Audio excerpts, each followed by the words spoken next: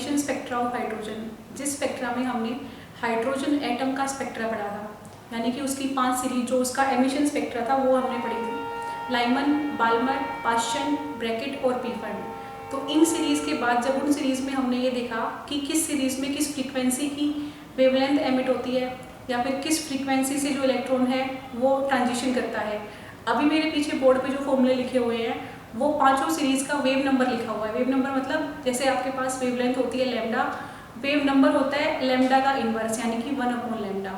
तो general formula जो आप किसी भी सीरीज में अप्लाई कर सकते हैं वो फॉर्मूला है 1/λ = R∞Z² 1/nF² - 1/ni²। तो अब जो सबसे पहली सीरीज थी लाइमन सीरीज जो हमने पिछली क्लास में पढ़ी थी, एक बार उसको रिवाइज कर लेते हैं। जैसे कि देखो लाइमन सीरीज के लिए लिखा हुआ है 1/λ = R∞Z² 1/, यहाँ पे मैंने लिखा है 1/1। क्यों? क्योंकि फाइनल जो ट्रांजिशन हो रहा है वो किस में हो रहा है, 1 में। पहले जो इलेक्ट्रॉन निकल के आ रहा है वो किसी भी सीरीज से आ सकता है, यानी कि किसी भी ऑर्बिटल से आ सकता है। तो मैंने ni यानी कि इनिशियल वाली जो ऑर्बिटल है उसका नंबर लिखा ही नहीं। क्यों? क्योंकि 1 से ऊपर कोई 2, 3, 4 अप टू इन्फिनिटी कोई भी ऑर्बिटल ऐसा हो सकता है जिसमें से इलेक्ट्रॉन ट्रांजिशन करे।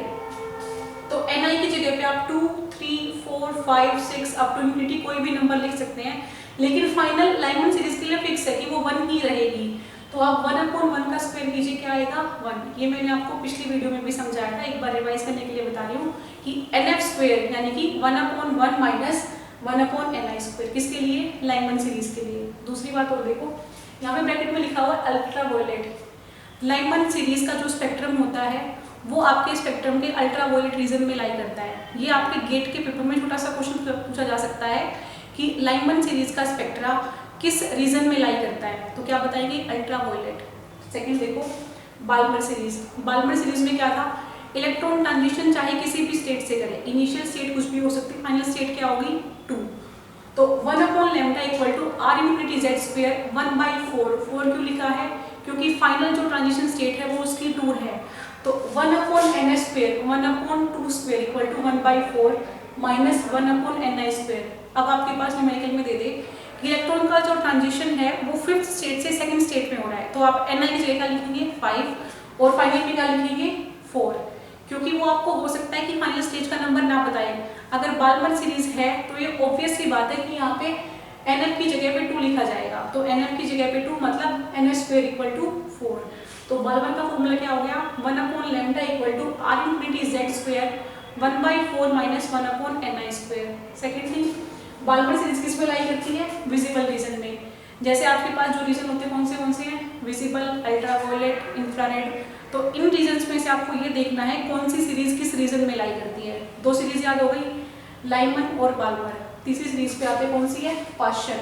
पाश्चन सीरीज में ध्यान रखो एमिशन स्पेक्ट्रा में जो फाइनल ऑर्बिटल होगा कौन सा होगा, 3, F = 3।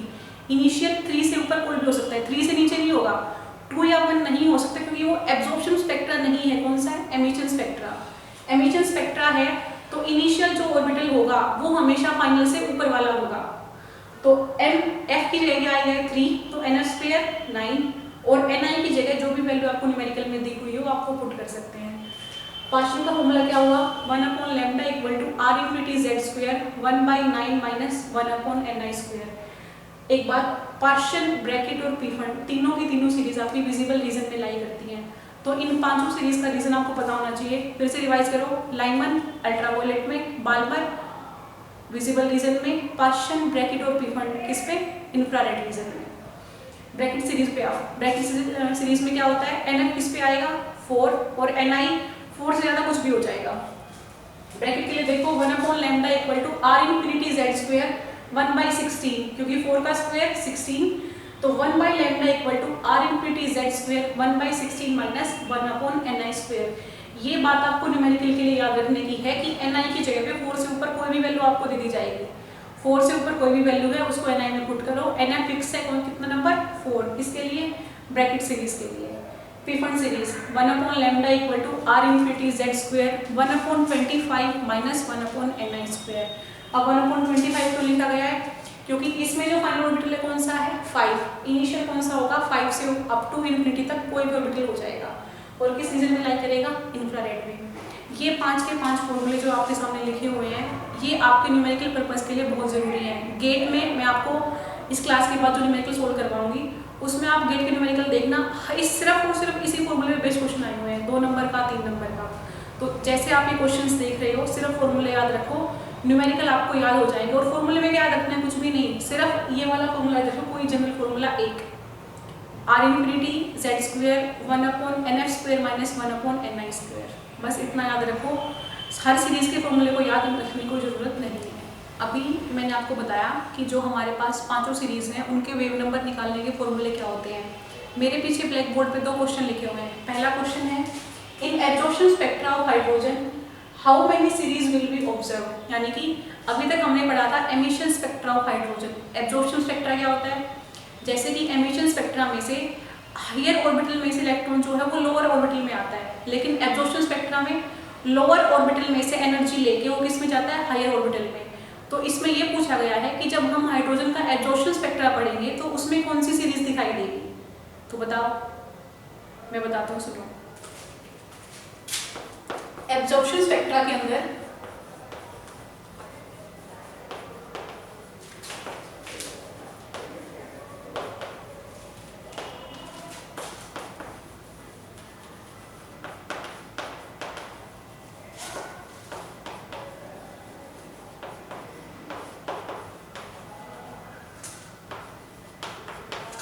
ये लाइन देखो मैंने क्या लिखी हुई है, एब्जॉर्प्शन स्पेक्ट्रा में जो हमारे पास ट्रांजिशन शुरू होगा, कहाँ से शुरू होगा, n=1 से।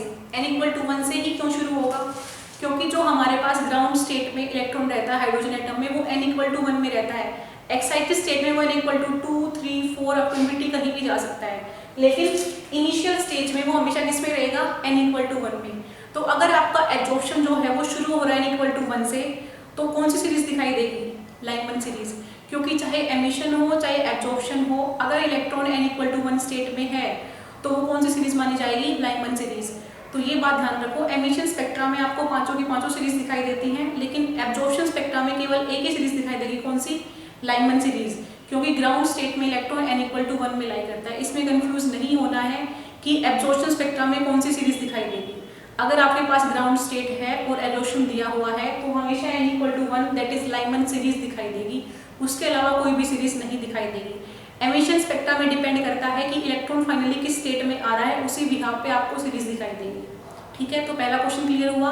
अगर आ जाए एब्जॉर्प्शन स्पेक्ट्रा में कौन सी सीरीज दिख रही है, तो लाइमन सीरीज दिखेगी, और वो भी कौन सी, L-अल्फा।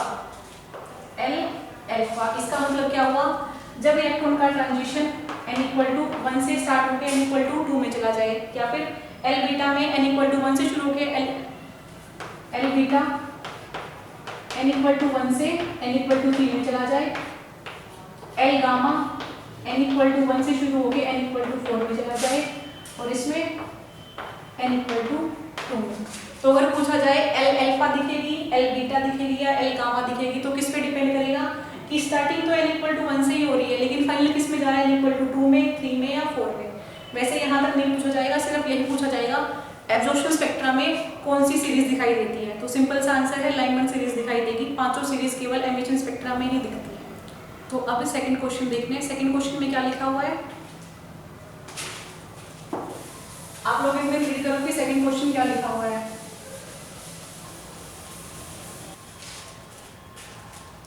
तो देखो सेकंड क्वेश्चन क्या लिखा हुआ है, which line of which series can ionize hydrogen atom.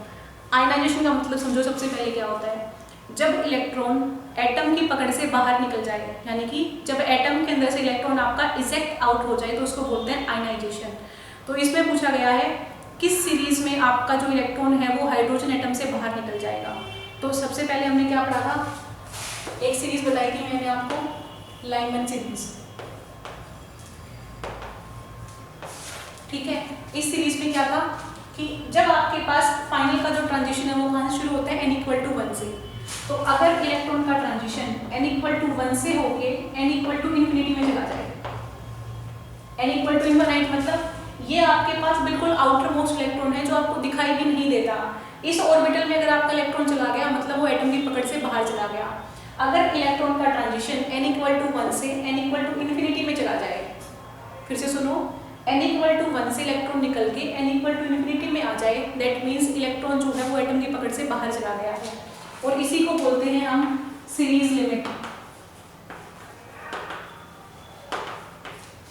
Series limit मतलब जब इलेक्ट्रॉन का ट्रांजिशन n इक्वल टू 1 से n equal to infinity stage में होता है, तो इसी केस में ही हाइड्रोजन एटम क्या हो जाता है, आयनाइज।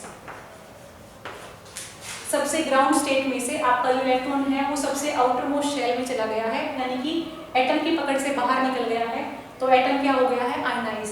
यही मतलब था, यही क्वेश्चन पूछा गया था आपसे, विच line of which series, series कौन सी, लाइमन, और लाइन कौन सी, सीरीज लिमिट। इसी लाइन को बोलते हैं सीरीज लिमिट।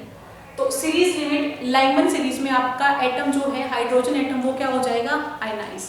ठीक है, अभी तक जो सिस्टम हमने ऑब्जर्व किए उन सिस्टम में क्या था कि हमारा जो न्यूक्लियस का मास है वो इनफाइनाइटली हैवी था, किसके कंपैरिजन में, इलेक्ट्रॉन के कंपैरिजन में। लेकिन अगर आपके पास ऐसा केस आ जाए कि न्यूक्लियस और इलेक्ट्रॉन का मास कंपेरेबल हो, तो उस केस में बोहर मॉडल ऑफ एटम कैसे काम करेगा। आई बात समझ में। जैसे कि अभी तक जो आपने सिस्टम पढ़े, मैंने इलेक्ट्रॉन सिस्टम जो भी मैंने आपको अब तक पढ़ाए हैं, उसमें क्या था, न्यूक्लियस का मास इनफाइनाइटली हैवी था इन कंपैरिजन ऑफ इलेक्ट्रॉन। तो हमने उसको न्यूक्लियस का जो मास है उसके कंपैरिजन में इलेक्ट्रॉन के मास को नेग्लेक्ट कर दिया था। लेकिन आपके पास अगर ऐसा सिस्टम आ जाए कि न्यूक्लियस और इलेक्ट्रॉन का मास कंपेरेबल है, तो उस केस में इस सिस्टम में क्या करेक्शन होगा। मेरे पीछे देखो बोर्ड पे लिखा हुआ है, finite mass correction in Rydberg constant. Rydberg constant की वैल्यू थी हमारे पास, उस केस में आपके रिडबर्ग कांस्टेंट की वैल्यू कैसे चेंज होगी। सबसे पहले एक फिगर देखो, मान लीजिए ये आपका न्यूक्लियस है और इसके बाहर ये इलेक्ट्रॉन रिवोल्ट होता है, यहाँ पे इलेक्ट्रॉन है और ये मेरे पास न्यूक्लियस है। अगर न्यूक्लियस का मास इनफाइनाइटली हैवी है इलेक्ट्रॉन के कंपैरिजन में, तो आप इस पूरे सिस्टम को वन इलेक्ट्रॉन सिस्टम मान सकते हो। लेकिन अगर न्यूक्लियस का मास कंपेरेबल है इलेक्ट्रॉन से, तो ये जो प्रॉब्लम हमारे पास बन गई, ये बन जाएगी टू बॉडी प्रॉब्लम। अगर न्यूक्लियस का मास मान लो मैं 200 है मास ऑफ इलेक्ट्रॉन के, और इलेक्ट्रॉन का मास तो हमारे पास दिया ही हुआ है, कितना होता है मास, 9.1 × 10⁻³ किलोग्राम। तो इस केस में आप इलेक्ट्रॉन का मास नेग्लेक्ट नहीं कर सकते, जैसे आपने पहले कर दिया था कि न्यूक्लियस का मास काफी ज्यादा है, इलेक्ट्रॉन के मास को छोड़ दो। लेकिन जब दोनों का मास बराबर है तो आप उसको नेग्लेक्ट नहीं कर सकते। यहाँ देखो 200 है, 200 के कंपेरिजन में इलेक्ट्रॉन का मास नेग्लेक्ट नहीं होगा। तो इस पूरे बाउंडेड सिस्टम को हम टू बॉडी प्रॉब्लम की तरह मान लेंगे। अब टू बॉडी प्रॉब्लम में हम इस सिस्टम के मास को कैसे लिखेंगे, इस सिस्टम का मास लिखा जाएगा म्यू, दैट इज रिड्यूस्ड मास।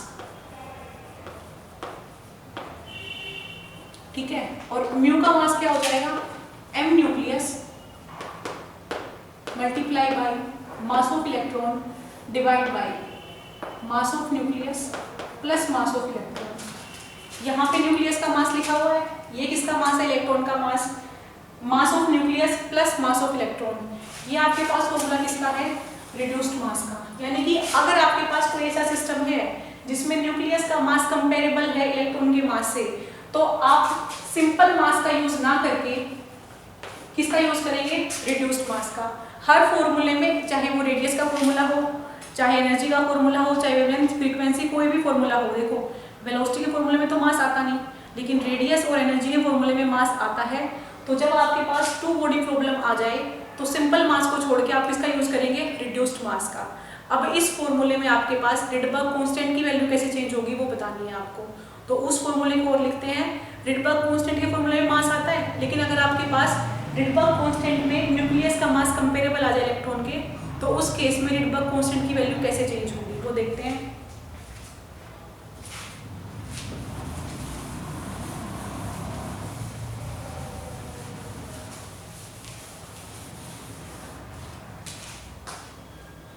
ये देखो रिडबर्ग कांस्टेंट का फॉर्मूला क्या होता है, me4 डिवाइड बाय 8ε0² CH3, ये फॉर्मूला होता है।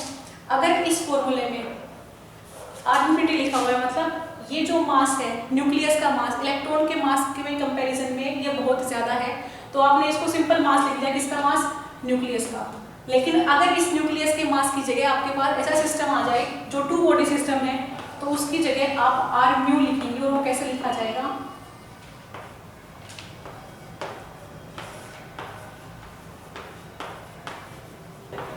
तो देखो हमारे पास दो फॉर्मूले निकल के आए, एक कौन सा, जब हमारे पास न्यूक्लियस का मास इनफाइनाइटली हैवी है, दूसरा कौन सा, जब न्यूक्लियस का मास कंपेरेबल है किसे, इलेक्ट्रॉन के मास से।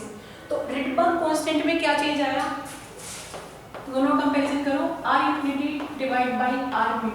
तो देखो बाकी सारी टर्म कांस्टेंट है, सिर्फ दो ही टर्म चेंज हो रही है।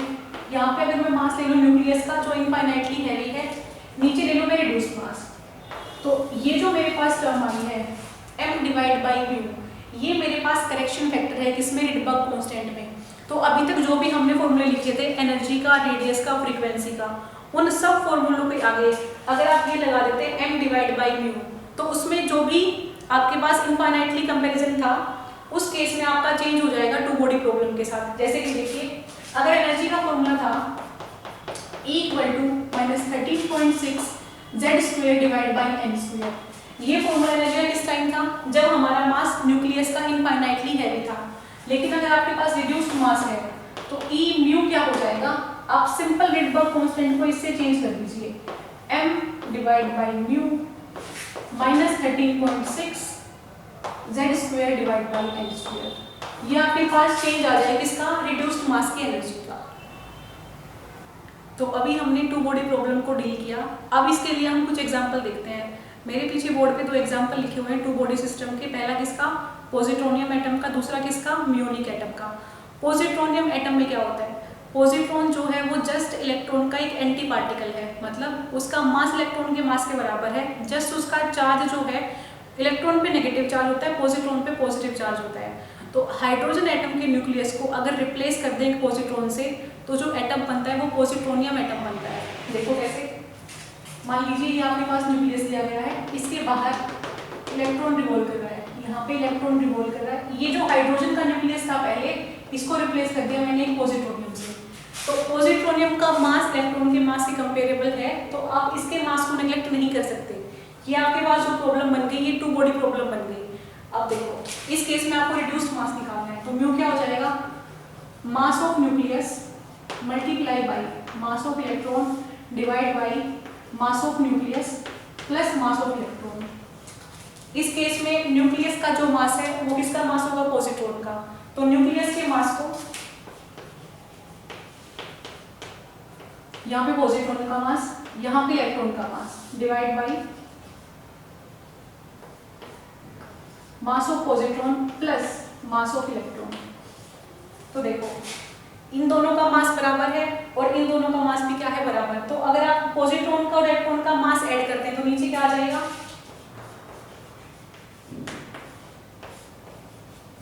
यानी कि जो आपके पास रिड्यूस्ड मास की वैल्यू आई है वो इलेक्ट्रॉन के मास के आधी आ गई। किस केस में, पॉजिट्रॉन के केस में। तो एनर्जी जो निकलेगी वो भी क्या निकल जाएगी, अगर हाइड्रोजन के केस में एनर्जी थी -13.6 Z² डिवाइड बाई n², तो अब पॉजिट्रोनियम के केस में एनर्जी क्या निकल जाएगी, -1/2 13.6 Z² डिवाइड बाई n²। यहाँ पे मैंने क्या लगा दिया, करेक्शन फैक्टर लगा दिया। करेक्शन फैक्टर लगाने से ये आपके पास जो हाइड्रोजन एटम की प्रॉब्लम थी किसमें बदल गई, पॉजिट्रोनियम एटम में। तो आपको कुछ भी नहीं करना, जस्ट आपको रिड्यूस्ड मास पता होना चाहिए, उसकी हेल्प से आप उसकी एनर्जी, उसकी रेडियस, उसकी फ्रीक्वेंसी कुछ भी निकाल सकते हैं, चाहे आपके कैसा भी सिस्टम दिया गया हो। तो हमने यहाँ पे किसका निकाला, पॉजिट्रोनियम एटम का। अब सेकंड केस में हम निकालते हैं म्यूनिक एटम का, ठीक है। म्यूनिक एटम में क्या होता है, म्यूनिक एटम के अंदर जस्ट हम इलेक्ट्रॉन को रिप्लेस कर देते हैं म्यून से, बाकी हाइड्रोजन एटम का न्यूक्लियस वैसा ही रहता है। हाइड्रोजन एटम के न्यूक्लियस में एक प्रोटॉन है, तो म्यूनिक एटम के न्यूक्लियस में भी एक प्रोटॉन ही रहेगा। ये देखिए हाइड्रोजन एटम का न्यूक्लियस एक प्रोटॉन, म्यूनिक एटम के न्यूक्लियस में भी एक प्रोटॉन ही रहेगा। जस्ट चेंज क्या हो जाएगा कि बाहर जो इलेक्ट्रॉन रिवॉल्व कर रहा था उसकी जगह एक म्यून रिवॉल्व करेगा, ठीक है। अब आपको पता होना चाहिए कि म्यूनिक एटम क्या होता है। तो म्यूनिक एटम में हाइड्रोजन एटम का न्यूक्लियस वही सेम रहता है, जस्ट इलेक्ट्रॉन की जगह आप चेंज कर सकते हैं किससे, म्यून से। म्यून क्या होता है, म्यून एटम का जो मास होता है वो, ये वैल्यूज आपको याद करनी है। जैसे म्यून का जो मास है वो इलेक्ट्रॉन के मास का 207 टाइम्स है। प्रोटॉन का मास आपको पता ही होगा, प्रोटॉन का जो मास होता है वो इलेक्ट्रॉन के मास के 1836 टाइम्स होता है। तो ये दो वैल्यू आपको पता है, मान लीजिए प्रोटॉन का मास बी इलेक्ट्रॉन की टर्म्स में और म्यून का मास बी इलेक्ट्रॉन की टर्म्स में। अगर ये दो वैल्यू आपको पता है तो आप रिड्यूस्ड मास निकाल सकते हैं। फॉर्मूला मैंने बता दिया, अब निकालते हैं reduced mass. Mass of proton multiply by mass of muon divide by mass of muon plus mass of proton. इस फॉर्मूले में आप वैल्यू पुट करो, ये वाली और ये वाली, तो मास ऑफ प्रोटॉन की जगह क्या आ जाएगा 1836। सारी टर्म्स को इलेक्ट्रॉन के मास की टर्म्स में लिख लो ताकि आपको काटना आसान हो जाए। m muon 207 me divide by mass of muon 207 me plus mass of proton 1836 times me। अब देखो म्यून एक एटम का आपके पास मास आ गया, कौन सा मास, रिड्यूस्ड मास, जो इस बाउंड्री सिस्टम का मास है वो फॉर्मूला मैंने यहाँ पे लिख दिया 1836 times me multiply by 207 me plus 1836 time me। तो इसको जब आप सोल्व करेंगे तो आपके पास आएगा रिड्यूस्ड मास किसका, म्यूनिक एटम का 206 टाइम me। ये आपके पास किसका आ गया, रिड्यूस्ड मास म्यूनिक एटम का।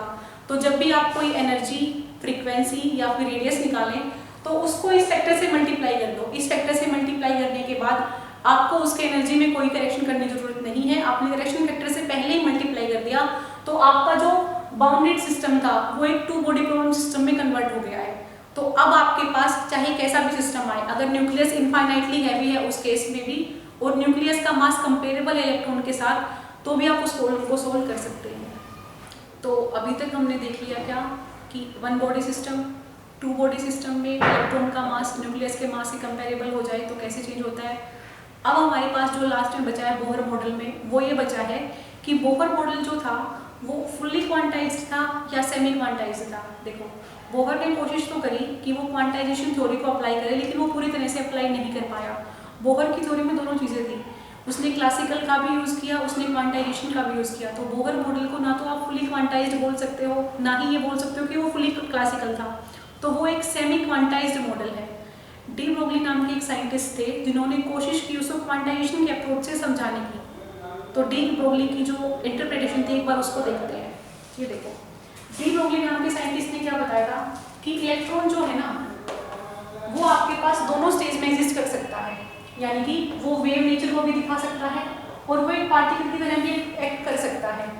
अब जैसे कि आपको बोहर ने बताया कि इलेक्ट्रॉन का जब ट्रांजिशन होता है एक स्टेट से दूसरी स्टेट में, तो उसमें से जो फोटोन एमिट होता है वो वेव की फॉर्म में होता है, यानी कि इलेक्ट्रोमैग्नेटिक वेव उसमें से बाहर निकलती है। तो इसके अकॉर्डिंग तो इसका मॉडल क्वांटाइज्ड होना चाहिए। डी ब्रोगली ने क्या कहा कि इलेक्ट्रॉन जो है ना वो केवल उसी ऑर्बिटल में एग्जिस्ट करेगा जिस ऑर्बिटल के अंदर इलेक्ट्रॉन की जो वेवलेंथ है वो 2πr का इंटीग्रल मल्टीपल होगी। दोबारा समझो, इलेक्ट्रॉन केवल उसी ऑर्बिटल में एग्जिस्ट करेगा जिसमें इलेक्ट्रॉन की वेवलेंथ उसकी सरकमफ्रेंस का 2πr क्या है, r उसकी रेडियस है, उस ऑर्बिटल की रेडियस जिसमें आपका इलेक्ट्रॉन घूम रहा है। तो केवल वही ऑर्बिटल एग्जिस्ट करेंगे जिसमें इलेक्ट्रॉन की वेवलेंथ इस सरकमफ्रेंस का इंटीग्रल मल्टीपल होगी। सरकमफ्रेंस यानी कि जिस रेडियस में इलेक्ट्रॉन घूम रहा है उस ऑर्बिटल की सरकमफ्रेंस। तो सबसे पहले डी ब्रोगली ने ये कंडीशन रखी कि अगर आपका बोहर मॉडल को आप क्वांटाइज्ड मानते हो तो वो इस कंडीशन को फॉलो करना चाहिए। कैसी कंडीशन, केवल वही ऑर्बिटल एग्जिस्ट करेंगे जिसमें इलेक्ट्रॉन की वेवलेंथ उस ऑर्बिटल के सरकमफ्रेंस का इंटीग्रल मल्टीपल है। दूसरी बात, अगर क्वांटाइज्ड है तो लैम्डा का फॉर्मूला क्या होता है, ये फॉर्मूला है। अगर क्वांटाइज्ड है तो इन दोनों कंडीशन को अगर आपका बोहर मॉडल सेटिस्फाई करता है तो वो क्वांटाइजेशन रूल को फॉलो करता है। इन दोनों को इक्वल करो, h/p = 2πr। ये आपके पास थी डी ब्रोगली इंटरप्रिटेशन, किसके लिए, बोहर मॉडल के लिए। इसमें साफ साफ ये बताया गया है कि अगर वो इन दोनों कंडीशन को सेटिस्फाई कर रहा है तो बोहर क्वांटाइजेशन मॉडल के अंडर कैलकुलेट होगा। अगर इन कंडीशन को सेटिस्फाई नहीं कर रहा तो आप उसको क्वांटाइज्ड अप्रोच नहीं दे सकते। तो इसीलिए बोहर मॉडल को एक सेमी क्लासिकल या फिर सेमी क्वांटाइज्ड मॉडल बोला जाता है। फुली क्वांटाइज्ड या फिर फुली क्लासिकल आप उसको नहीं मान सकते। अब देखो आपने डी ब्रोगली का इंटरप्रिटेशन पढ़ लिया। लास्ट में जो हमारे पास बोहर मॉडल में पूछता है कि बोहर मॉडल में ऐसी क्या कमी थी कि वो कामयाब नहीं हुआ। तो बोहर मॉडल ने सब कुछ बताया आपको। इलेक्ट्रॉन केवल एक ही स्टेट में रिवॉल्व करता है।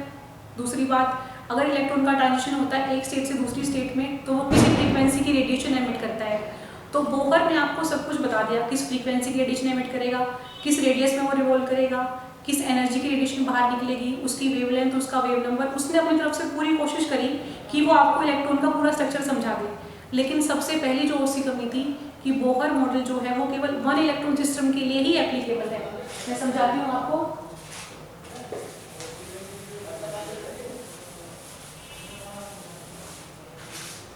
वन इलेक्ट्रॉन सिस्टम यानी कि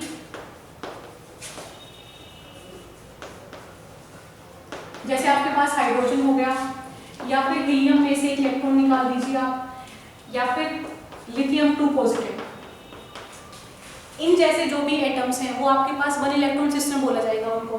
लेकिन अगर आपके पास वन इलेक्ट्रॉन सिस्टम की जगह 2 electron system, 3 electron system, 4 electron system कुछ भी आ जाए तो आपका बोहर मॉडल फेल हो जाता है। सबसे पहली कमी उसकी ये थी। दूसरी कमी जो उसने ये बताया कि किस फ्रीक्वेंसी की रेडिएशन एमिट होंगी वो उसने बता दिया, लेकिन किस ट्रांजिशन में वो एमिट होंगी। मान लीजिए उसने फ्रीक्वेंसी बता दी कि आपके पास इलेक्ट्रॉन है वो n=2 से n=1 में गया है, तो उसने ये बता दिया कि फ्रीक्वेंसी जो एमिट होगी वो मान लीजिए 5.4 एमिट हुई। इस फ्रीक्वेंसी की रेडिएशन आपके पास निकल गई, लेकिन उसने ये नहीं बताया कि किस रेट के साथ वो बाहर निकलेगी। वो आपके पास फ्रीक्वेंसी बता गया लेकिन उसका रेट नहीं बता के गया कि फ्रीक्वेंसी निकलने का रेट क्या होगा। ये उसकी दूसरी कमी थी। तीसरी कमी थी जो उसकी ये थी,